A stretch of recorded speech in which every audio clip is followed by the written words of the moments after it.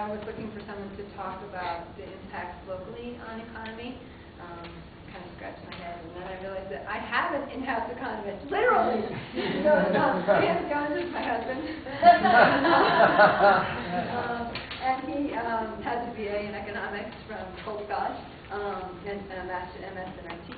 He runs his own financial firm in Denver. So he is here to speak about the impact locally on energy efficiency.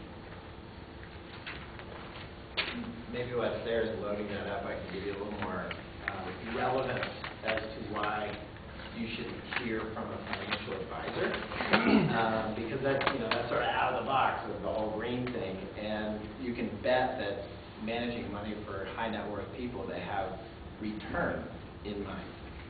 So we're not going to talk about climate change. We're not going to talk religion. I'm not going to talk about bark and trees and environment. None of that is part of this discussion. This is all economics. So if you need to jump up and down and get some energy in you, I don't want to put you to sleep, but sometimes the eyes and Sarah's eyes will roll back in her head when I start talking about economics. But this is sort of our first stab at putting together, I guess, the community-wide economic development plan associated with energy efficiency. When I say energy efficiency, I'll probably include renewable energy in that as part of the discussion. But again, this is not religious. This is numbers. We're going to talk math. Just from an agenda standpoint,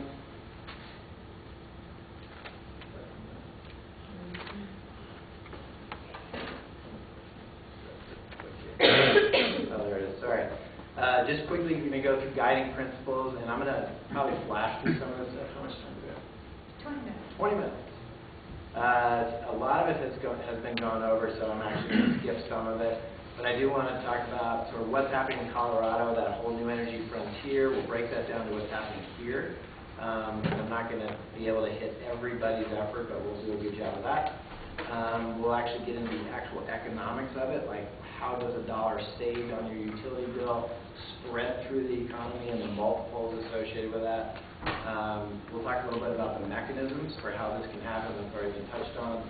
Some timing considerations, and then making or remaking the energy resolution. I think Kate did a great job with others in the community of trying to establish this plan in 2005, but it never really, there was some effort there, but I think we really need to turn that into action. So we're trying to make that a more tangible. Guiding principles, very basically, companies that operate with a lower overhead, they are more viable, they are more profitable, they are more competitive. Lower overhead for us is energy cost. So energy cost is a fixed expense to government, to private entities. There are proven technologies. There's energy management techniques out there that can increase our energy efficiency without compromising service, without compromising what we're doing for our customers. I'm going to get into this, but there is a multiplier that's about 2.25 on every dollar spent in energy efficiency that finds its way into the economy. So said another way, if I spend $1, it turns into $2.25 of economic benefit, and I'm going to show you how that happens. Energy efficiency and renewable energy efforts are retained locally. So this is a big piece that always gets skipped. We're not talking about necessarily oil and gas money that gets shipped out of the county. This is effort that's here that we can employ people locally, and all that money stays here. So shifting to Colorado, you probably can't see it in the fine print, but number 5, this is a hugely lighted space, by the way. We have like 30, I think we have 32 halogen lights. This is amazing. Anyway, yeah, we should start. We're going to start our energy efficiency effort right here by giving 32 halogen lights. Yeah, there it is. That's all. We should be in the dark. Okay, there we go. No, it's just No, the other one.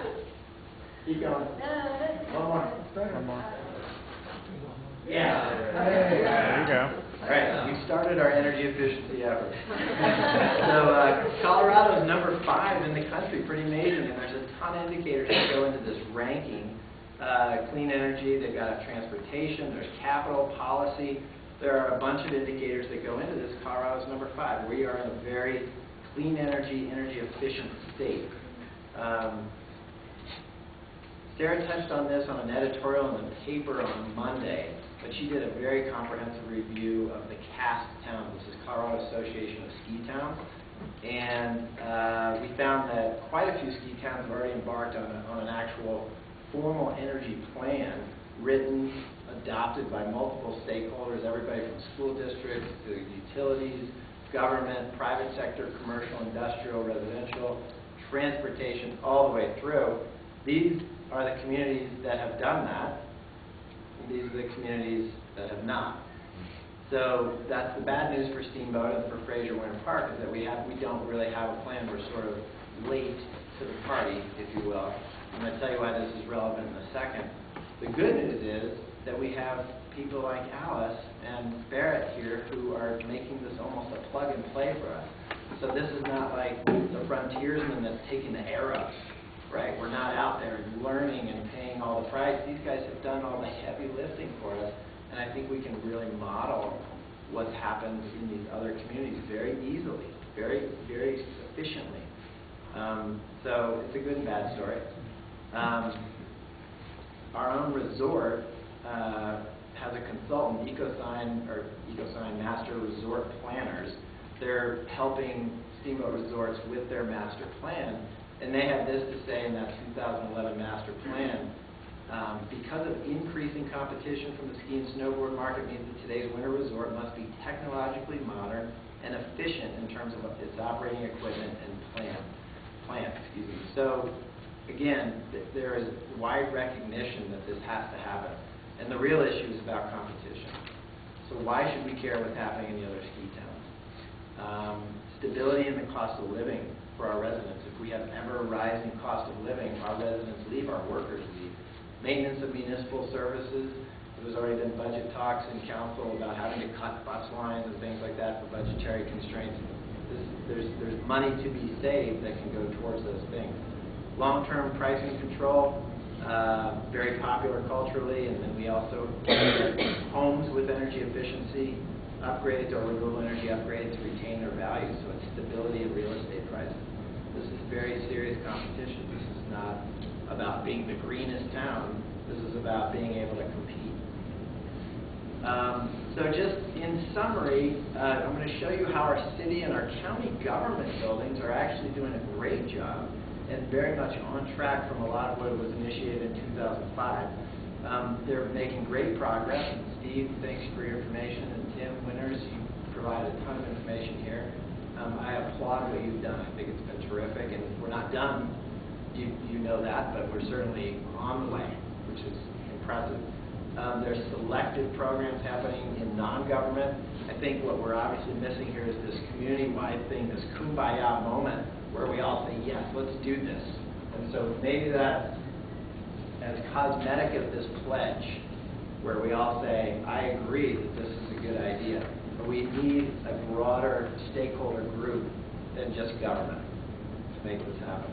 And Alice, you pointed that out very well, I think.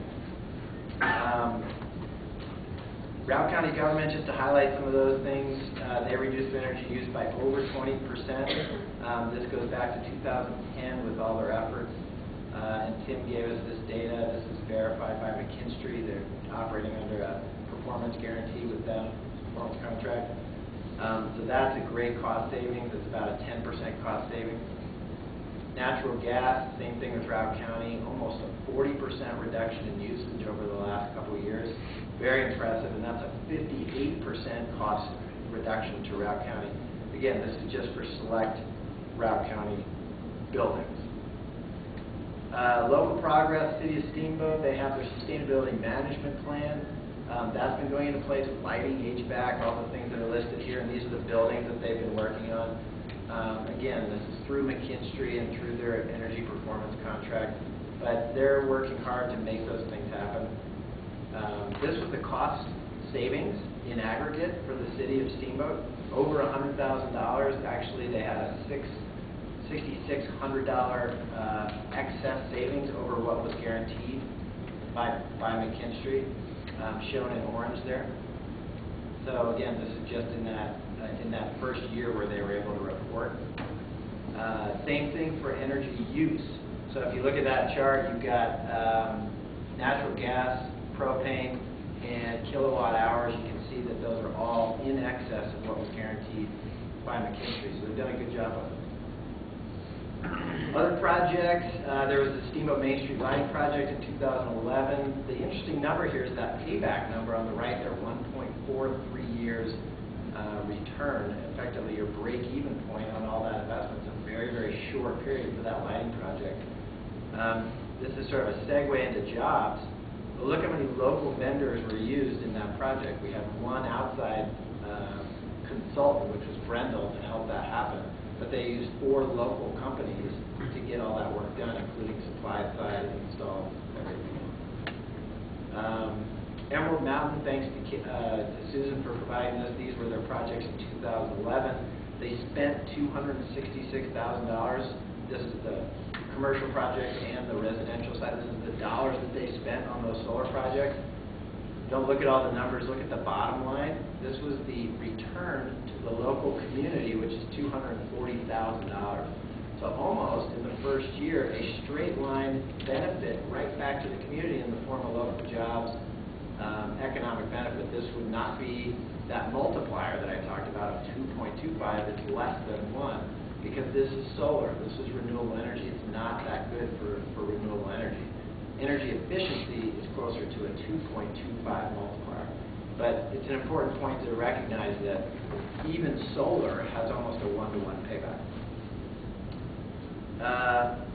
Still a lot of work to be done. So this is a very small slice of our energy use, but it's kilowatt usage per household, meaning residential, for Routt County.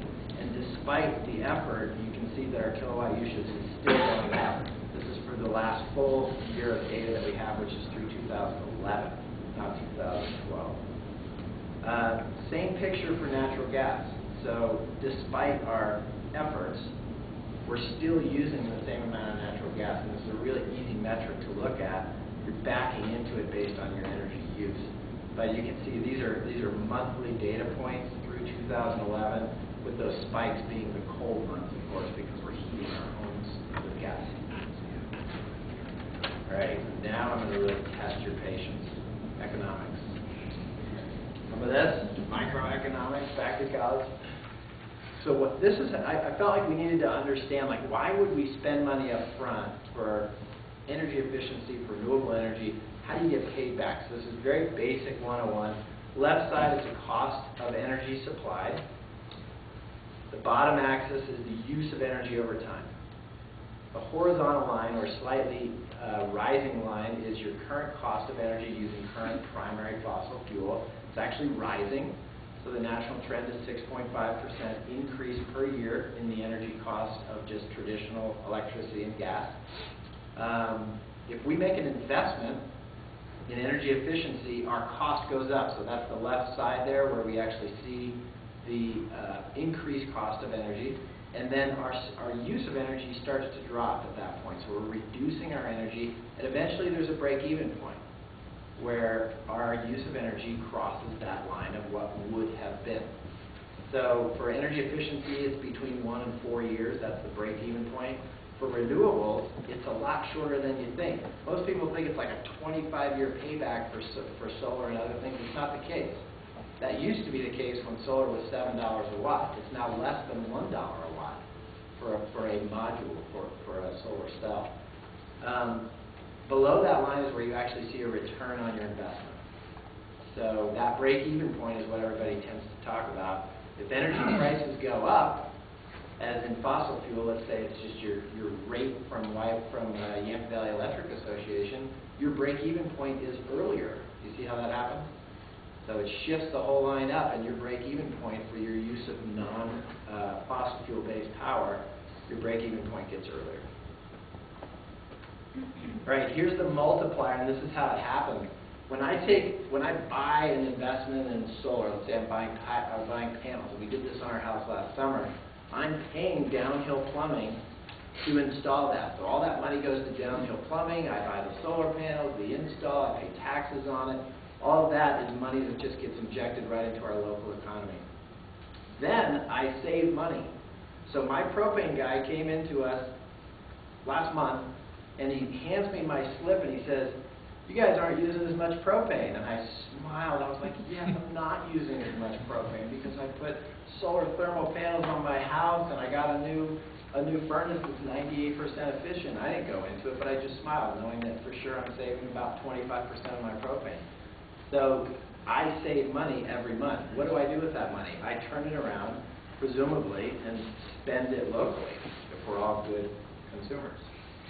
So in the end, that's how it multiplies. Now, then that money goes back in the economy. It gets recycled. It turns into tax dollars. It turns into consumer goods. I buy a mountain bike. All this stuff, right? So in the end, that's the multiplier. And for energy efficiency, it's 2.25. That's the multiplier. New jobs, new sales and profits. My house is worth more. Guaranteed. My house is worth more. In the energy world, here's a couple comparison multiples. So traditional oil and gas, if I were to buy an oil rig and drill for oil, the multiplier would be 1.51. If we do utility servicing investments, 1.61. 2.2, actually be 2.25, excuse me, it's shown as 2.23. And interestingly, for low income and multi-unit housing, energy efficiency is 2.53. Does anybody know why? Low income households have a bigger portion of their disposable income is spent on energy. 17% of their disposable income goes towards energy. So it's a big impact if you can lower that expense to them. They turn around and recycle that money back in. Sorry about the graphic on this. It's a disaster, but I just clipped it. I thought this was interesting because a lot of energy efficiency jobs are just like jobs that we see in construction. They're actually not energy jobs. And there's a misperception out there that if you're doing an energy efficiency upgrade, you're hiring energy people. You're not. You're hiring construction people. You're hiring plumbers. You're hiring electricians. You're hiring people that build homes and do the work that we're all very accustomed to. So you spend $1 million on any of these jobs, and it turns into you see the number of jobs that are applied to each industry. Interestingly, energy is the least. Thought that was interesting. Almost done. Energy efficiency jobs are lower skilled, so you can see the numbers there. Half do not have or have high school diplomas or less. So we're not really looking for super high skilled labor here. They pay $4,900 a year more than the median. That's pretty impressive. So you're getting paid more with less skilled workers. Very accessible to lots of types of work. And then again, all of this work stays local. So it's an important benefit that I think is underserved. How are we going to get this done? I think Allison Barrett talked a lot about this with education, outreach, local service contractors. We need to get some available tax incentives, rebates, funding opportunities. That's where ICAS comes in and YVSC and getting the message out. Having these types of meetings, this will not be the last, but we definitely have to get that message out. Removing barriers to entry, I think, is a big piece. This is about fast-tracking permitting, dealing with financing options, making that big question, well, how do I pay for this go away? And that there are solutions that we've seen through other models as well as ICAS who's just here to make that happen. These are ideas. I know I'm going to get in trouble with this, but we talked about this. Sarah's cringing. So these are a lot of ideas that I've seen in practice in other communities, we've read about. We did not make this stuff up, although there are some things that are available locally.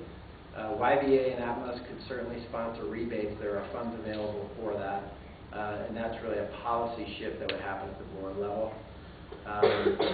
Currently, YBEA purchases about 14% of their power from Xcel as renewable. So they're basically buying renewable power from Xcel. It would make a lot of sense to gradually shift that purchased power, that renewable energy purchased power from Xcel to locally produced renewable energy producers over time, maybe 1 or 2% a year, so that that same 14% is generated locally, rather than being purchased from wind farms in eastern Colorado. Let's put it into a community garden, community solar garden right here. Let's produce our power locally, turn that into local jobs, and have that same percentage generated here. Again, just ideas. Energy efficiency fund, there's a revolving fund that could happen with the unclaimed capital surplus checks that come from YVEA. There are 7 pages of unclaimed checks on the website, and the YVEA site. I couldn't even add it up. It's a huge number. And I know that's probably aggregate over years, but I would volunteer that there's got to be money there of unclaimed checks, just literally money sitting there. It revolves back into YVEA after 30 days if they're not claimed. So, just an idea.